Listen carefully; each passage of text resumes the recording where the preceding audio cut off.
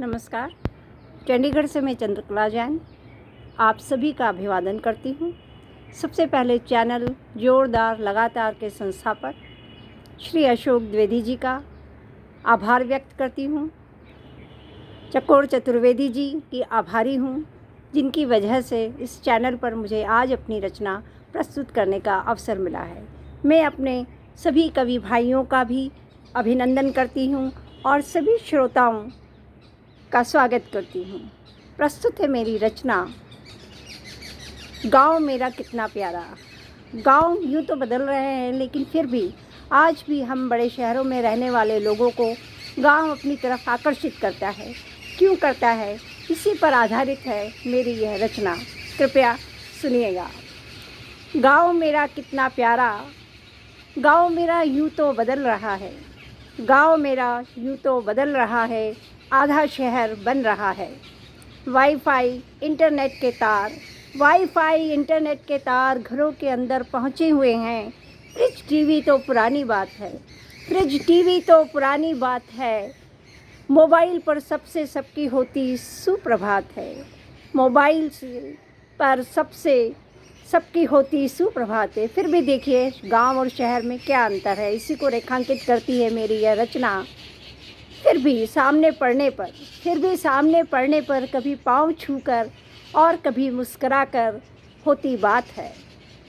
Bike हर घर की अधिकृत सवारी है। बाइक हर घर की अधिकृत सवारी है। कारें भी कितने ही घरों से सकरी गलियों में से चौड़ी होकर निकलती हैं। फिर भी मेरे गांव की सोंधी महक बाकी है। स्टेशन पर उतर घर पहुंचने के पहले ही मेल मुलाकातों की आवाजाही है। गांव और शहर में यही फ़र्क है कि गांव के स्टेशन पे उतरते ही आपके जानने वालों का एक सिलसिला शुरू हो जाता है। तो उसी पर है मेरे गांव की सोंधी महक बाकी है। स्टेशन पर उतर घर पहुंचने के पहले ही मेल मुलाकातों की आवाजाही है। आधुनिक सुविधाओं के बावजूद समय की गति यहाँ धीमी है। आपसे बतियाने को, चाय पिलाने को काकी बुआ को फुर्सत है। वापस लौटने के पहले चाचा ताऊ के घर जीवने का न्योता है। मौसमी मिठाइयों की मिठास है। साथ ले जाने को हाथ से बने पापड़ों की सौगात है। डेढ़ कमरे एक बाथरूम के साथ रहने वाले 8 लोगों के परिवार में आपका स्वागत है। रात उनके साथ ही बिताने का इसरार है। मान मनौवल है। खिचड़ी कढ़ी के साथ ताज़ा डला आम का अचार है। आपकी कहानी सुनने का कौतूहल है। अपनी आप बीती सुनाने की व्यग्रता है। चेहरे पर मिलने की खुशी है।